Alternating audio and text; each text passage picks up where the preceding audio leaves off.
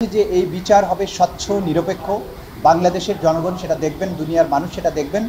এখানে এতটা শক্ত এভিডেন্স আছে, এত সুশৃঙ্খল প্রমাণ আছে যে একটা প্রমাণ আরেকটা প্রমাণকে আরও সুদৃঢ় করেছে।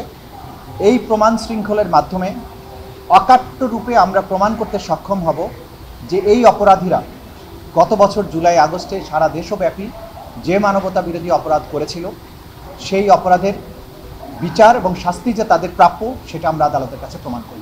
রংপুরে সংগঠিত যে মানবতা বিরোধী অপরাধ, তার বিচার আনুষ্ঠানিকভাবে আজকে শুরু হয়েছে। আইন অনুযায়ী প্রত্যেকটা ট্রায়াল চিফ প্রসিকিউটরের ওপেনিং স্টেটমেন্ট বা সূচনা বক্তব্যের মাধ্যমে শুরু হয়। আজকে আমরা সেই সূচনা বক্তব্যের মাধ্যমে বিচারের আনুষ্ঠানিক যাত্রা শুরু করলাম।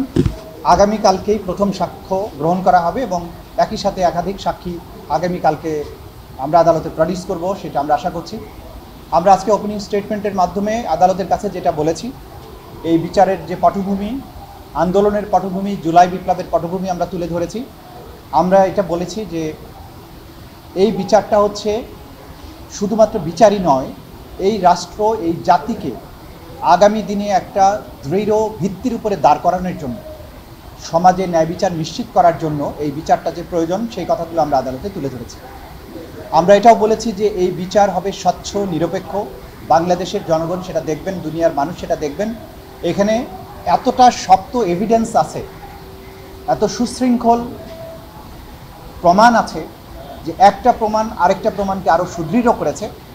এই প্রমাণ শৃঙ্খলের মাধ্যমে অকাট্য রূপে আমরা প্রমাণ করতে সক্ষম হব যে এই অপরাধীরা গত বছর জুলাই আগস্টে সারা দেশব্যাপী যে মানবতা বিরোধী অপরাধ করেছিল, সেই অপরাধের বিচার এবং শাস্তি যে তাদের প্রাপ্য সেটা আমরা আদালতের কাছে প্রমাণ করি। ডায়ালগ সুবাসিত টয়লেট ক্লিনার, যার পাওয়ার প্লাস ফর্মুলা টয়লেটের কোনায় কোনায় পৌঁছে 99.99% জীবন ধ্বংস করে। রিমার্ক।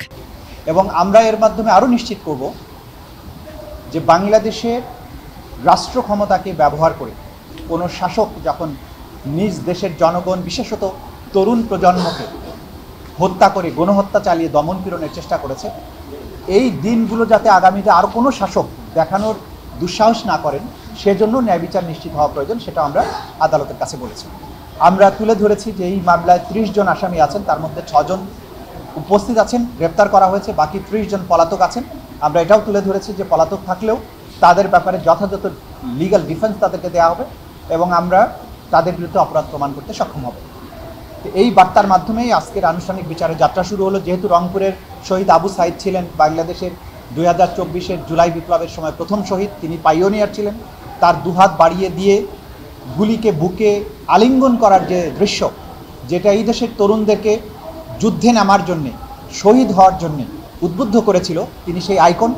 সেই আইকনিক ঘটনার বিচারের মাধ্যমে জাতির প্রতি আমাদের যে দায়বদ্ধতা, জাতির প্রতি আমাদের যে অঙ্গীকার, সেটা আমরা বাস্তবায়ন করার ধাপে প্রবেশ করেছি। ইনশাআল্লাহ আগামীতে কন্টিনিউয়াসলি এই বিচার কার্য চলবে। দ্রুততম সময়ের মধ্যে সকল আইনি প্রক্রিয়া অনুসরণ করার মধ্য দিয়ে এই বিচারে আমরা শুভ সমাপ্তির দিকে যেতে পারব।